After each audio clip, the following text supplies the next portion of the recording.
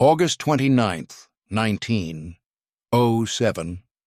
Late afternoon, the St. Lawrence River moves dark and cold beneath Quebec City, and above it a bridge under construction hangs in the air like a machine too large for any human hand to control. Men are still on the steel when the first warning comes. It is not a shout, it is not a collapse, seen from far away. It is sound. A deep metallic groan travels through the truss. Then another. Rivets snap with sharp reports. Steel members strain, twist, and begin to move where they are supposed to hold firm. The bridge does not fail all at once. For a few terrible seconds, it announces its own death. Workers turn toward the noise. Some stop where they stand. Some try to run across narrow planking high above the river. There is no real path to safety. Beneath their boots, the structure is already losing its shape. The great south arm of the Quebec Bridge, still unfinished, buckles and drops. Massive steel members fold into one another. Timber staging splinters, iron tears loose with a sound like artillery. In roughly 15 seconds, thousands of tons of steel plunge into the river. The fall is about 150 feet. Men go down with beams, tools, and shattered platforms. Some are crushed in the collapsing truss before they ever reach the water. Some strike the river trapped inside a cage of broken steel. Some vanish under the weight of the wreckage before rescue boats can even begin to move. The air fills with dust, metal fragments, and the bitter smell of torn iron. Then comes the impact below. A violent crash against water, followed by cries from the survivors and the awful sudden silence from those already gone. By the end, 75 workers are dead. Of the 86 men on the span, only 11 survive. Families on both shores do not yet know who is gone and who is merely missing. The river holds the answer inside twisted steel too heavy to lift and too tangled to search quickly. There is no fireball, no theatrical ending, only a workday turning, in seconds, into a preventable disaster. A giant meant to master the river instead throws men into it. This is the story of a bridge built in pride, stressed beyond safety, and paid for in working lives. The bridge rises because the river stands in the way of money, freight, schedules, and national ambition. At the start of the 20th century, the St. Lawrence is not just water, it is delay. It is separation. It breaks rail movement between Quebec and Lévis, slows the transfer of goods, and forces industry to work around geography that refuses to cooperate. So the answer, in the minds of financiers, railway interests, and political boosters, is not caution. It is scale. The Quebec Bridge is conceived as a solution to distance and a monument to power. 11 railroad companies are tied to the vision. The crossing is meant to connect networks more efficiently, speed the movement of timber, coal, grain, manufactured goods, and passengers, and bind eastern Canada more tightly to continental trade. That is the economic case. But there is another one, less practical and more dangerous. The bridge is also meant to be the longest cantilever span in the world. It is meant to surpass the famous Forth Bridge in Scotland. It is meant to prove that Canadian engineering and industrial capital can do what others have not yet done. A river crossing becomes a contest of prestige. That is how danger enters before a single man dies. Record-breaking structures do not simply demand more steel. They demand thinner margins, bolder assumptions, and greater faith that calculations on paper will survive weight, wind, temperature, and the stubborn reality of construction. The larger the span, the less room there is for vanity disguised as confidence. Yet public enthusiasm does not dwell on compression forces or member stability. It dwells on headlines, commerce, and the promise of progress. For workers, the bridge means wages. For nearby communities, it means growth. For newspapers and promoters, it means modernity made visible in iron. The structure begins to tower over the river, not merely as a piece of infrastructure, but as a national statement. And that cultural pressure matters. Projects like this become too important to delay, too expensive to question, and too celebrated to examine with the skepticism they require. Once that happens, every warning must fight not just engineering error, but pride. If you value serious disaster history told with respect for workers and without mythology, subscribe here, because this is where preventable disaster truly begins. Not in the collapse itself, but in the conviction that a grand project must go forward even when its scale starts outrunning the discipline needed to keep men alive. And now the steel itself has to be understood, because the bridge does not fall from bad intentions alone.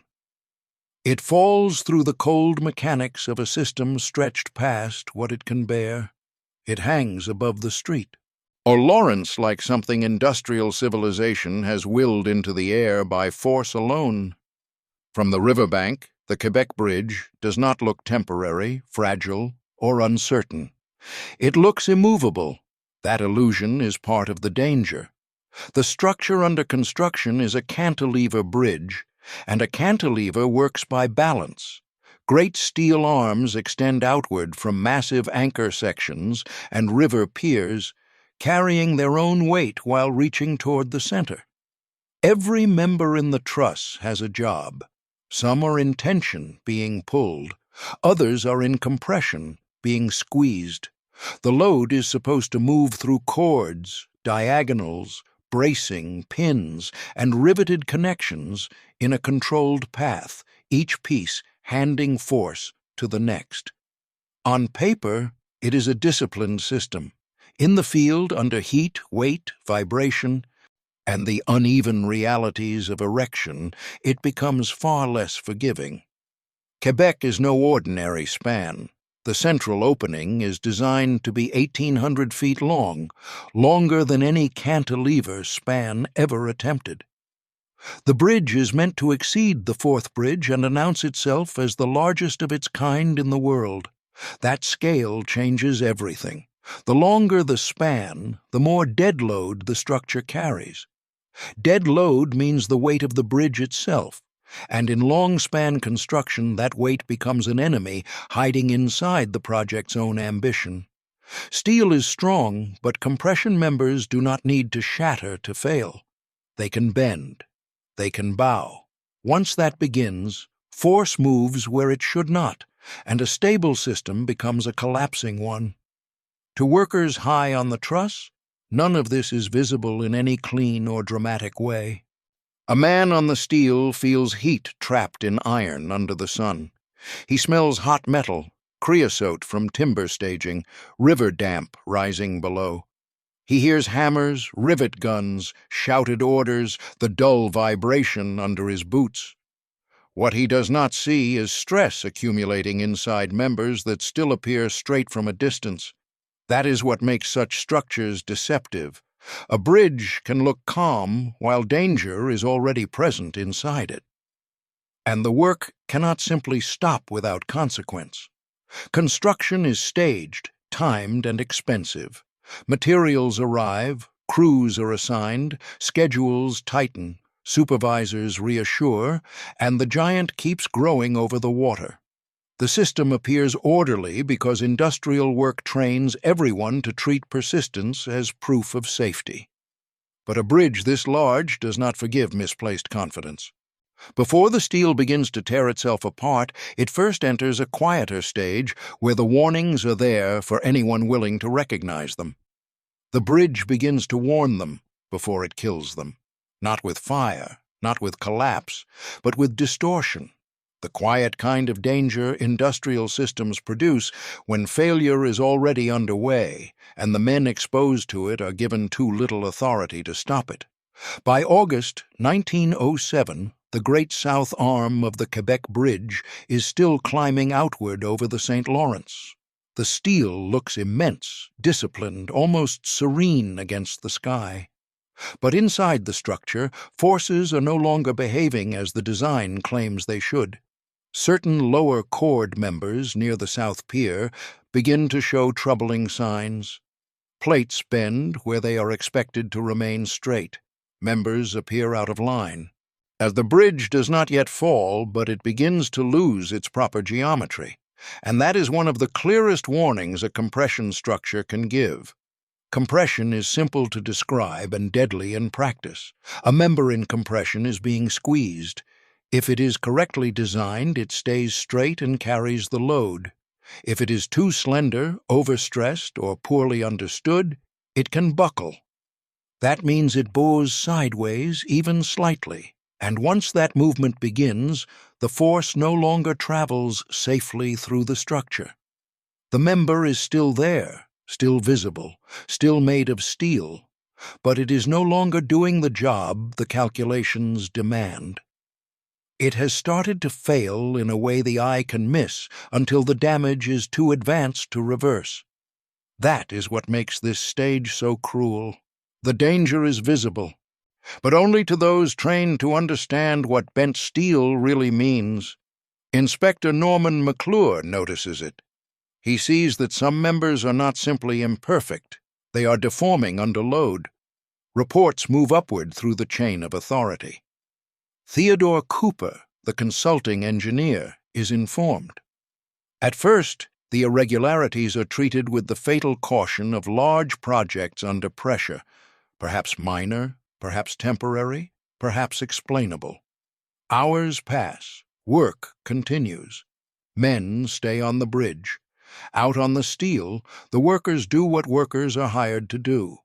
They carry tools, fit members, follow instructions, and trust that the men responsible for design and oversight know when a structure has become unsafe. They feel vibration underfoot.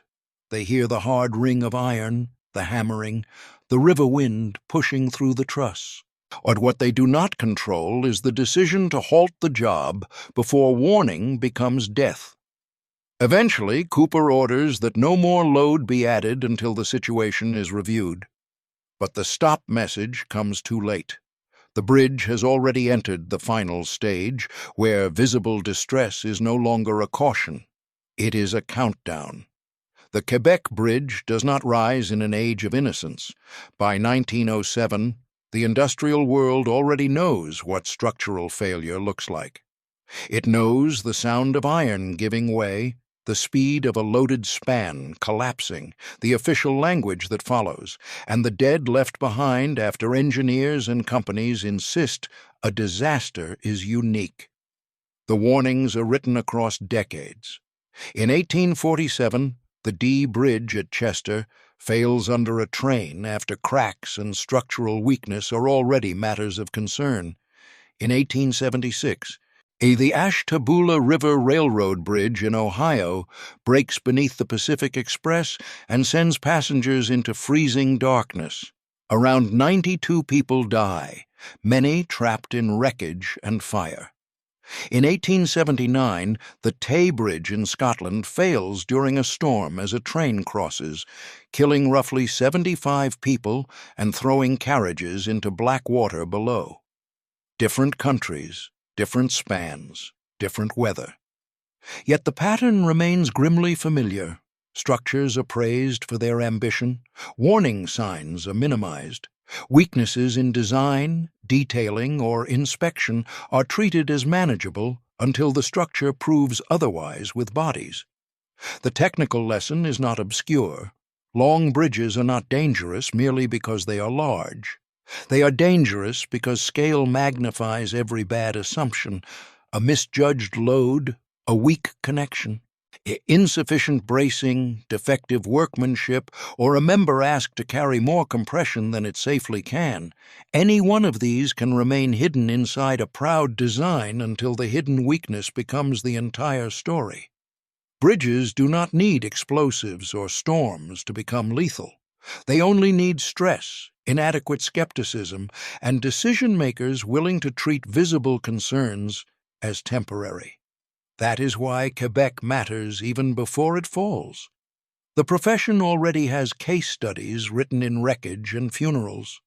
Engineers already understand that dead load, wind, member strength, connection quality, and independent checking are not academic details. They are the line between a bridge and a grave.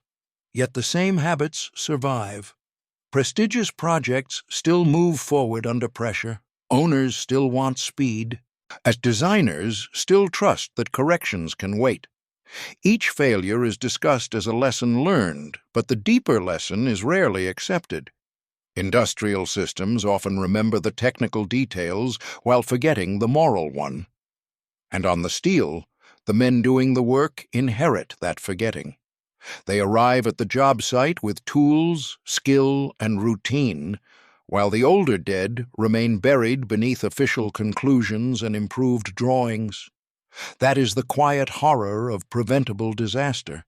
It repeats because knowledge exists, but power does not move quickly enough to protect the people beneath it.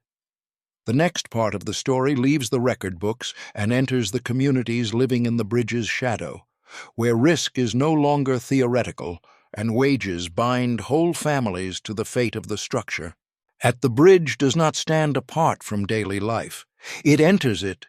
It hangs over the river as a promise of wages, movement, and growth, and beneath that promise, whole communities learn to live beside danger until danger begins to feel ordinary. On both shores of the St. Lawrence, the project is spoken of as progress made visible.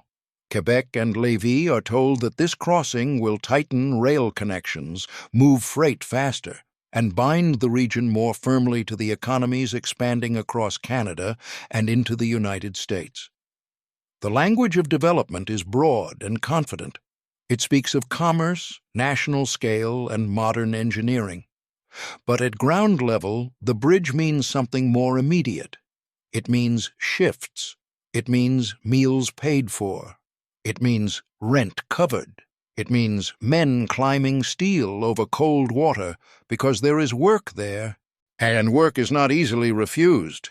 That dependence changes how risk is understood. A giant structure under construction should inspire fear. Instead, repetition makes it familiar. The hammering starts at daybreak. Rivet smoke drifts. Iron rings through the air. Barges move below. Men cross narrow planks high over the river until the height becomes routine and the exposed steel feels less like a threat than a workplace. The body adjusts to vibration underfoot, to the smell of hot metal, to wind pushing through open truss members. What should feel exceptional begins to feel normal. The burden is not shared equally. Among the workers are Mohawk ironworkers from Kanawha, K., part of a community already deeply connected to bridge work. By 1907, roughly 70 men from Kanawha are working in the bridge trade, and nearly half are employed on the Quebec Bridge. That concentration matters. When a structure like this fails, it does not strike an anonymous labor force. It tears into specific families, specific homes, specific communities whose livelihoods have been tied to dangerous work by skill, necessity, and limited alternatives. This is how industrial exposure spreads beyond the job site. The men on the steel face the direct hazard, but the families on shore live inside its shadow. They wait through long shifts. They trust the project because the project has been normalized. They absorb the same quiet bargain demanded by so much industrial labor, accept the danger because the wages are real and the authority to change conditions belongs to someone else. And when that bargain breaks, the collapse does not remain on the bridge. It enters kitchens, funeral rites, and entire communities that suddenly understand how much of their future has been hanging over the river all along. It begins with a deformation too small to command the river, yet large enough to kill everyone standing above it. In less than a quarter of a minute, a structure built over years surrenders its shape, and working men are carried down with it into steel, water, and silence. Near the South Pier, the fatal process is already underway before most of the crew understands anything is wrong. The great lower chord members, the parts meant to carry enormous compressive force, are no longer holding that force cleanly. They are beginning to buckle. That word sounds technical, almost restrained, but buckling is one of the most violent things a compression structure can do. And a member under compression is supposed to stay straight while it is squeezed. When it bows sideways, even slightly, the load no longer follows the intended path. Force spills into neighboring members. Connections are pulled out of alignment. Geometry collapses before the steel fully does. The bridge stops behaving like a bridge and becomes a falling mass of broken decisions. The men on the span do not receive that explanation. They receive sound. Rivets crack like rifle shots. Plates groan. A deep metallic roar moves through the truss as if the whole structure is trying to tear itself free from its own weight. Boots feel vibration change underfoot. Timber staging shudders. Dust shakes loose. The hot smell of iron, oil, and sun-baked wood hangs in the air. Some workers turn toward the noise, and some begin to run across narrow planks suspended high over the river. There is nowhere near enough time. The south arm gives way first. Then the collapse accelerates beyond human response. Thousands of tons of steel twist out of plane and plunge downward, dragging platforms, tools, and men with them. The fall to the St. Lawrence is roughly 150 feet. Sections of truss fold into one another as they drop, crushing workers before they ever reach the water. Others ride the wreckage down inside a cage of beams and braces that is collapsing even as it falls. There is no organized escape, no line of retreat, no heroic pause in which someone saves the day. The workers are trapped inside the failure mode of a giant machine. 15 seconds is long enough to hear the bridge die and too short to survive it. When the steel hits the river, the impact throws up spray, wreckage, splintered timber, and a forceful roar that rolls outward across the water. Then come the cries of the living, scattered and desperate, followed by the sudden silence of men already pinned beneath twisted members too heavy to move. This is the most merciless fact of the collapse. The workers do not create the conditions that kill them. They inherit them. They stand where they are told to stand, on a structure already carrying stresses its overseers have failed to confront in time. And once the first critical members lose stability, the rest is no longer construction. It is gravity finishing what negligence begins. The bridge does not stop killing when it hits the water. It changes form, spreads outward, and turns the St. Lawrence into part of the disaster itself. When the great truss comes down, it does not land as one clean ruin. It breaks into sections, folds into itself, and drives timber staging, tools, cables, platforms, and human bodies into the river with enormous force. Steel members twist as they fall. Some strike the water flat and explode spray high into the air. Others plunge nose first, dragging connected pieces after them. The sound does not end with the first impact. It continues in crashing echoes, grinding metal, snapping timber, and the heavy slam of loose sections colliding again as the wreck settles. Dust hangs briefly above the river. Then mist, smoke-like spray, and the bitter smell of torn iron drift outward over the current. That widening destruction matters. A bridge of this scale is not a single object but a system of interlocked weight. Once it fails, each member becomes a separate hazard. The river receives thousands of tons of steel, but it does not neutralize them. Water hides them. Large truss sections roll, sink unevenly, trap air, then shift again. Timber floats away. Jagged members remain partly exposed. Cables and braces form underwater cages. What looks from shore like a fallen structure is, in practice, a moving field of lethal obstacles. That is why rescue becomes so difficult so quickly. Boats cannot simply rush into the center of the wreck without risking more dead. Divers, where they can even approach, face current, depth, splintered wood, unstable steel, and men pinned in places no hand can reach in time. Some survivors cry out from the water. Others are visible only for moments between drifting wreckage and waves churned by impact. The same mass that kills on the way down now prevents recovery after the fall. The destruction also extends beyond the immediate collapse zone. Debris spreads across the river surface. Shorelines fill with rescuers, laborers, officials, and families trying to understand what has just happened. The site remains unstable. Steel continues to settle. Water keeps moving through the wreck, tugging at bodies and fragments alike. Containment is impossible because the collapse has entered a landscape larger than the bridge itself.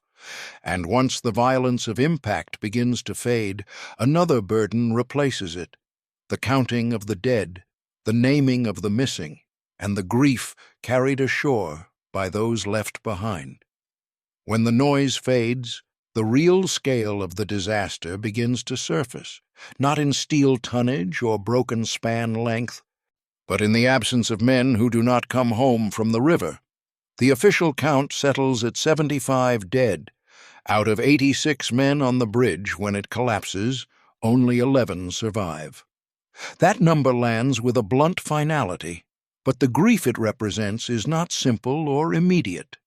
Some bodies are recovered quickly from the wreckage and the water.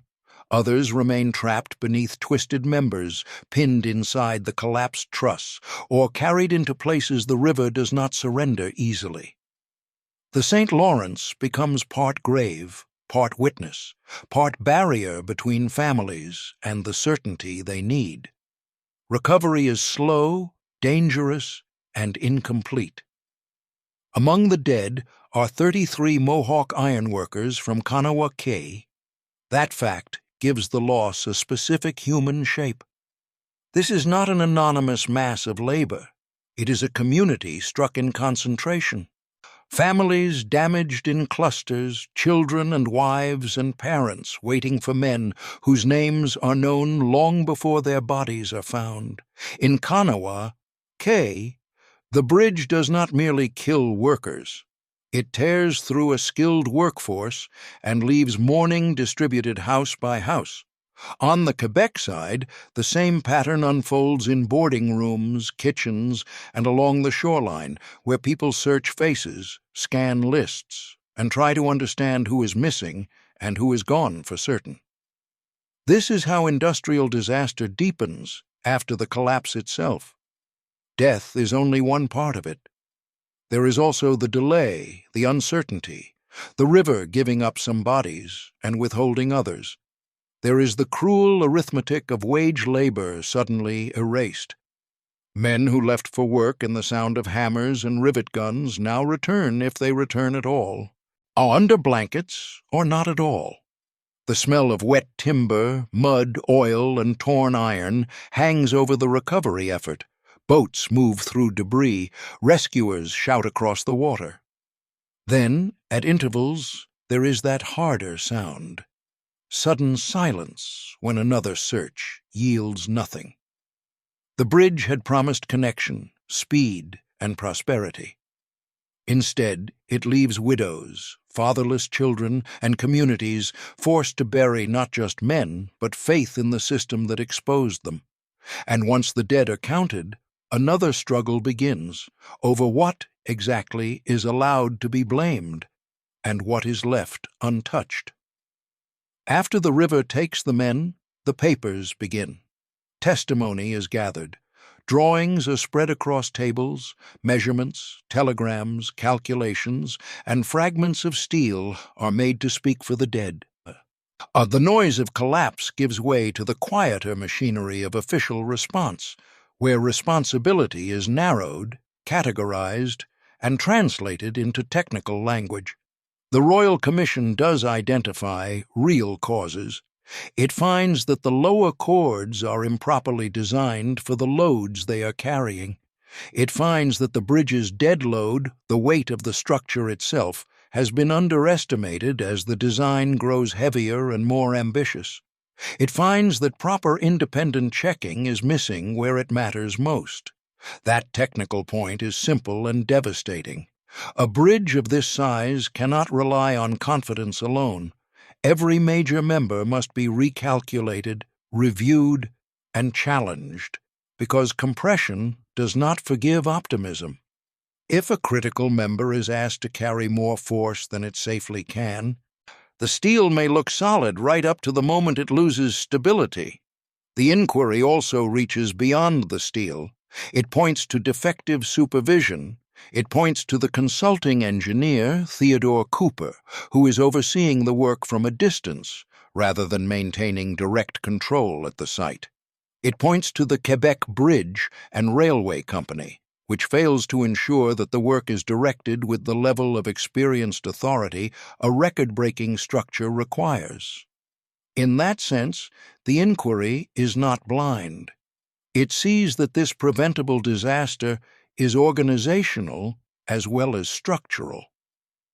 Men do not die here because one plate happens to bend. They die because warning, oversight, and power are all too weak where the danger is greatest. And yet, the inquiry has limits built into it. It can name failure, but it cannot undo the culture that produces it. It can condemn defective design, but it does not abolish the economic pressure that rewards boldness and punishes delay. The crossing is still wanted. The prestige is still wanted. The project does not end in moral refusal. It pauses, absorbs the language of correction, and prepares to continue. That is the hardest truth inside the official response. The investigation is serious, but seriousness is not the same as transformation. The dead are honored in reports, while the larger industrial logic remains standing. Steel must still cross the river. Capital must still move. The lesson is studied, but not fully accepted. And because that deeper lesson remains incomplete, the bridge does not keep all the lives it is still going to claim.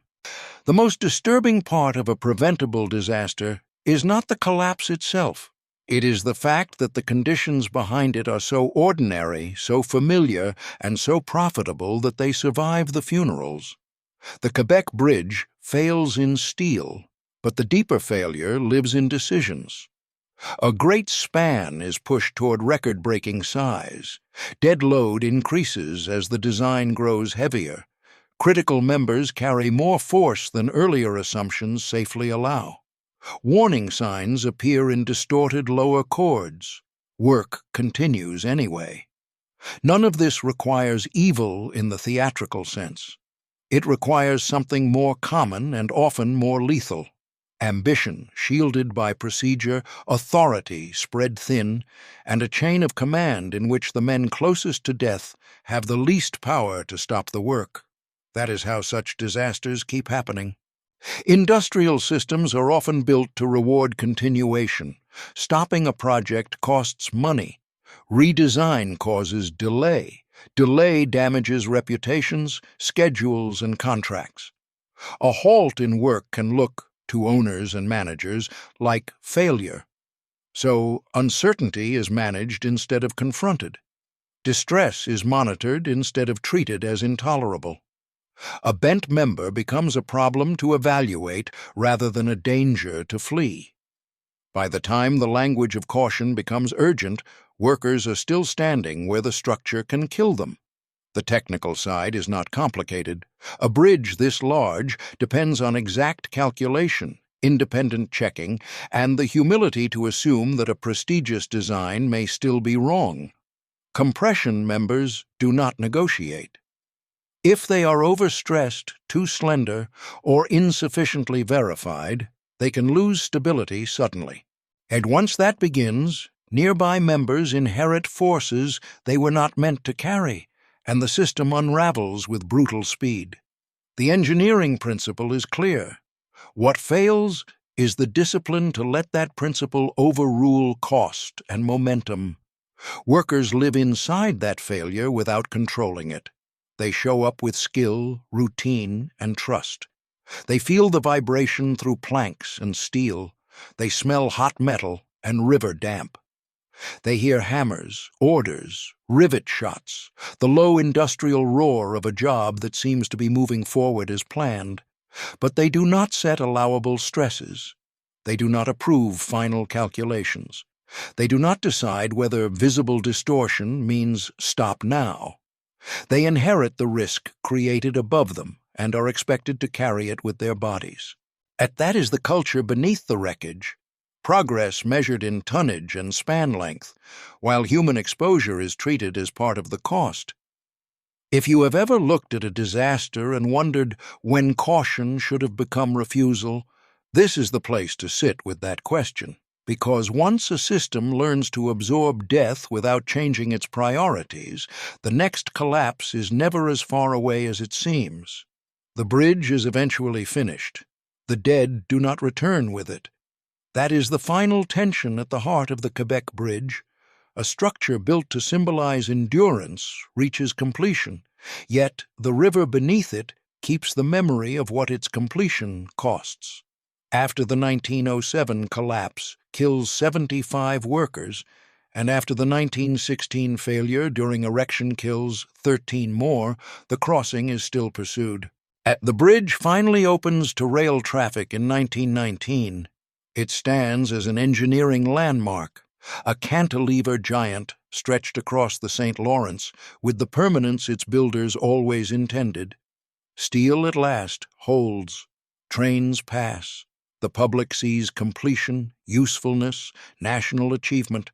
But completion is not innocence. It is only completion. That distinction matters because the legacy of Quebec is not simply technical, though the technical lessons are real. Calculations must be checked independently. Dead load must be understood with rigor, not confidence. Compression members must be treated with humility, because once they lose stability, strength on paper becomes collapse in the field. Oversight cannot be distant when workers are suspended above water inside a structure still proving whether it can stand. These are engineering lessons written in drawings, commissions, and professional ethics. But they are also moral lessons, and those are harder to keep. The workers remain at the center of that memory. Men climb the steel for wages, not glory. Families live with the smell of river damp and coal smoke, with boots left by doors, with supper tables altered by a shift that never ends. The bridge becomes famous. The dead become names carried in households, in Kanawha, Quay, in Quebec, in communities that understand progress in a more intimate way than investors or promoters ever do. They understand it as absence. The river remembers differently. It remembers impact, twisted steel, the roar of falling iron, then the sudden silence after.